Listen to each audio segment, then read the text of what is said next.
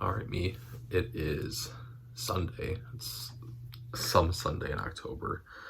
Um, and we just finished our second week of shows for Rocky Horror. And I finished reading The Secret Life of Bees by Sue Monk Kidd. I have to pronounce all this very clearly because otherwise I just run them all together.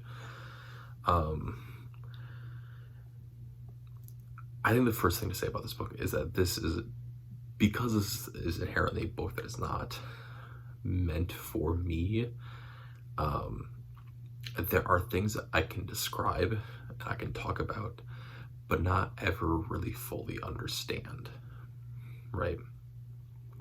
Which I mean in a very good way, right? It's not a shame, or it is not, this great failing that a person cannot experience everything or have a very, complete and full understanding of everything. And I knew that from the get-go, from knowing what I had kind of a vague idea of what this book was, as well as, reading the introduction and the, back at the book and whatnot, right? But, I've said this before, and I feel like I have to continuously say it, but, it is incredibly important that you read things that are not necessarily for you, right? Or not necessarily up your alley as a person, right? Because it eventually you can kind of start leading yourself away from this sympathy to understanding towards a more empathetic feeling of understanding, and that's something I talked about with Dare Lead, actually. I don't even remember if I even fully did that book, but or even if I still have it, I might even have it actually. I got rid of it, but right. There's this great importance in understanding that sympathy and empathy, two different things. Yes, it is great to have empathy, but empathy is not, this great, fantastic thing that is the cure for everything, right? You're allowed to have sympathy for things and not fully understand and fully have the experiences to at least, have an understanding of what is happening, right? Which then leads into this book, right? The Secret Life of Bees is a coming-of-age novel. It is a found family that is specifically based around a matriarchal society. It is set within the deep American South during 1963 to 64. I think 64, I think, is the main year.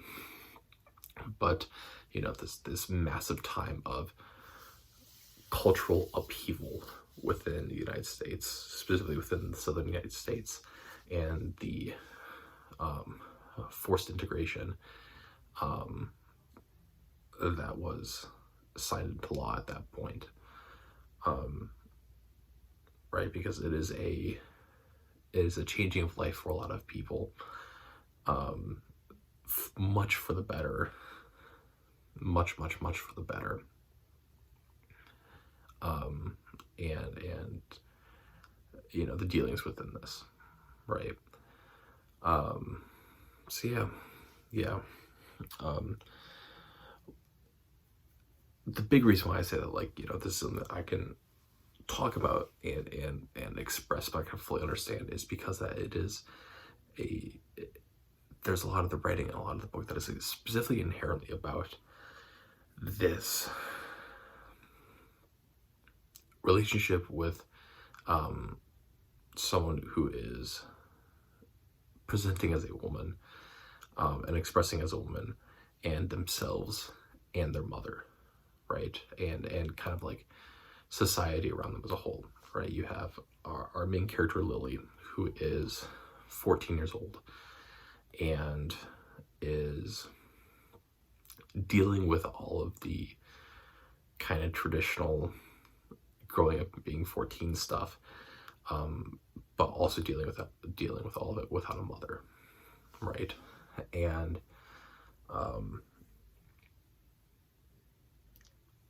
you know, the first thing I can say is that what this book I think does really, really great job expressing is that there is this very, very intense pride as well as shame that exists, or guilt.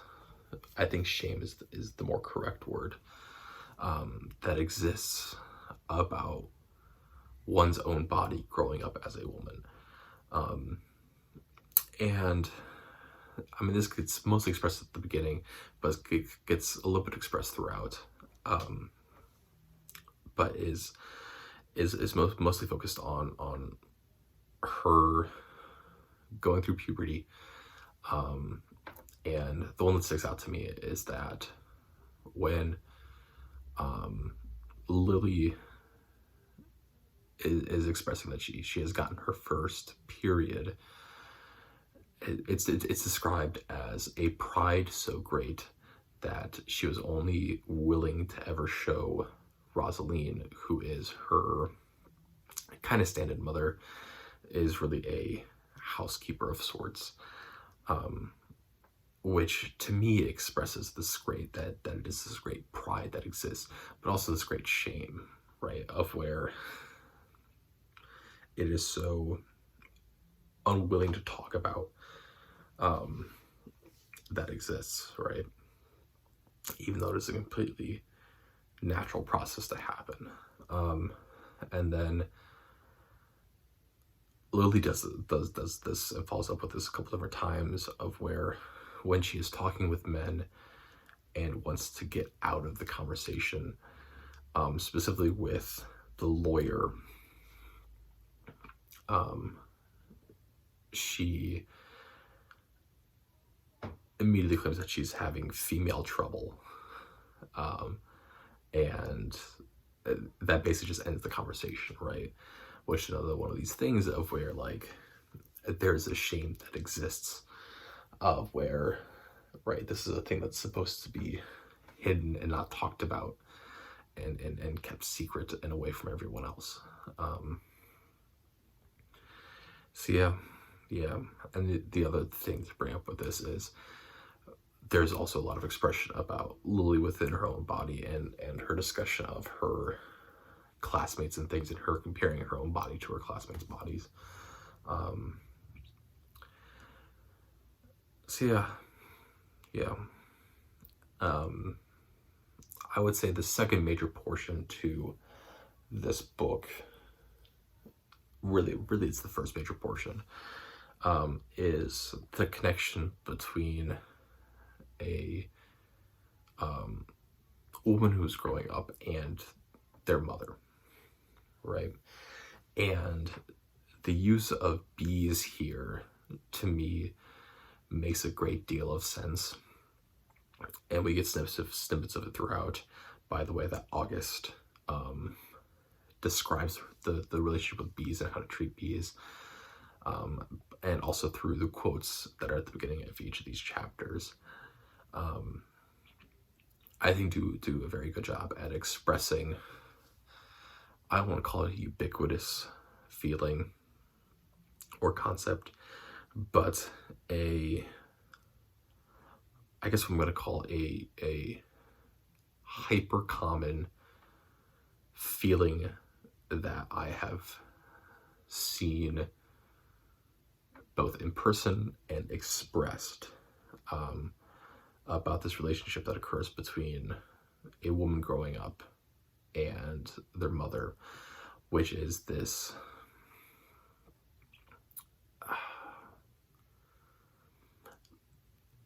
relationship that is like at times it feels like it's constantly on edge of where if you know that you just treat it right and that you don't make any sudden movements, everything's going to go perfectly and you're going to have this great and wonderful fruit at the end of it, whether that be a very strong relationship or with the case with the bees, the honey that they make and produce.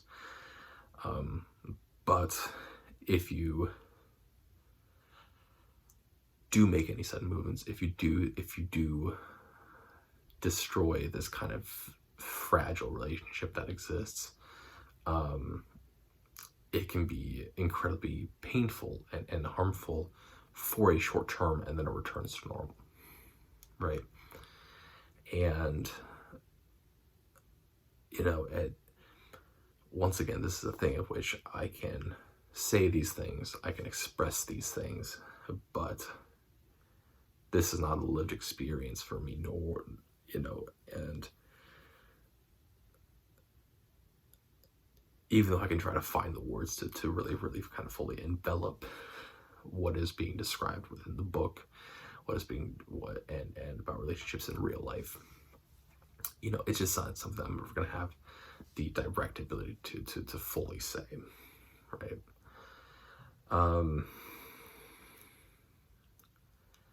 Yeah. And then throughout the book itself, right? Lily's kind of dealing with this massive issue of grief and life, and dealing with her mother.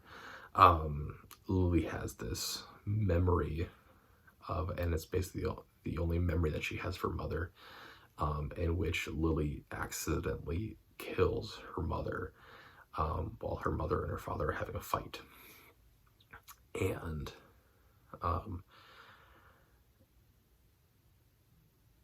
it is this,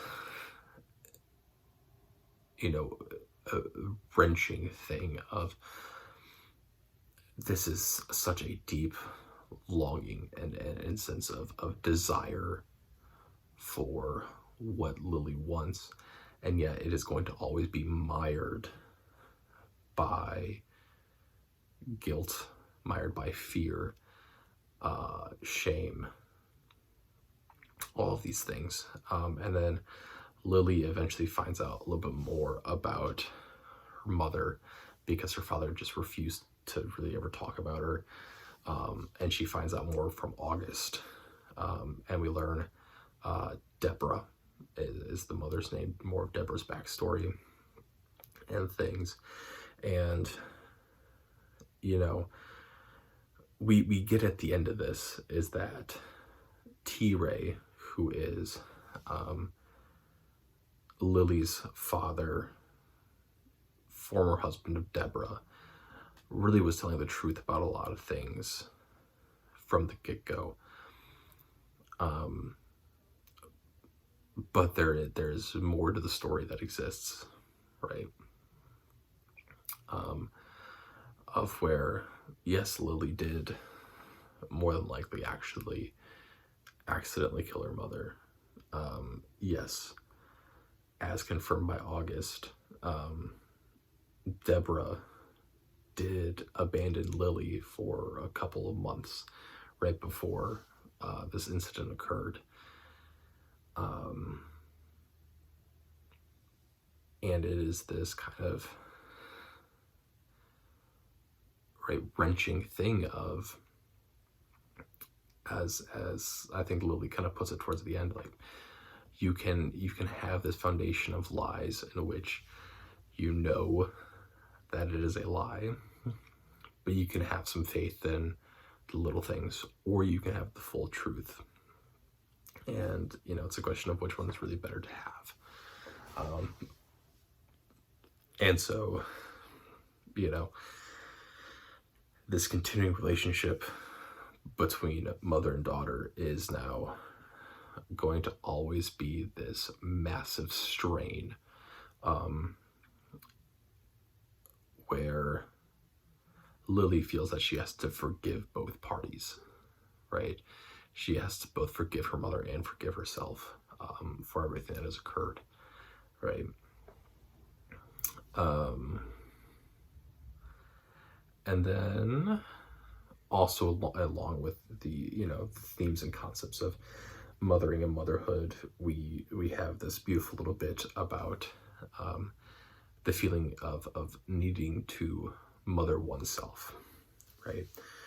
Which is, to me, at least from my perspective, is a very much more of a conversation about grief, right? And about how I shouldn't say grief, right? But it is a much larger conversation about needing to, in order to break free from one's mother, whether or not you look up to them, whether or not you're super involved with them, whether or not there's a strain on that relationship, you must have to be willing to stand up for yourself. At least internally, you have to. Whether or not you actually do physically is a different story. But I think that's, to me, that's very much what gets expressed through that. And then we also get this kind of community mothering that exists through the Daughters of Mary, which is more or less this concept of like, there is this need or desire or kind of natural ingrained instinct in people that they need to protect the future generations, right?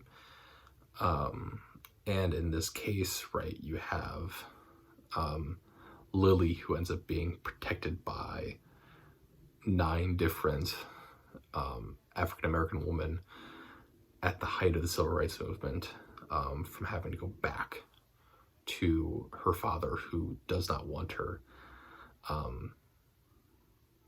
And it is, it's a very powerful moment.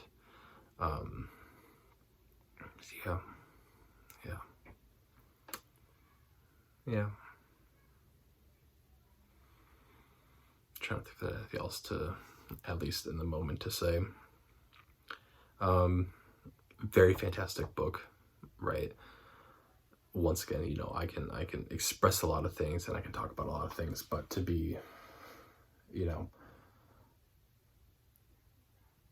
to be able to fully understand a lot of what is being expressed, I will never be able to fully do, right? Which is fine, right? That's part of reading and going beyond one's, scope, because you should do that. Yeah, Secret Life of Bees by Sue Monk Kidd.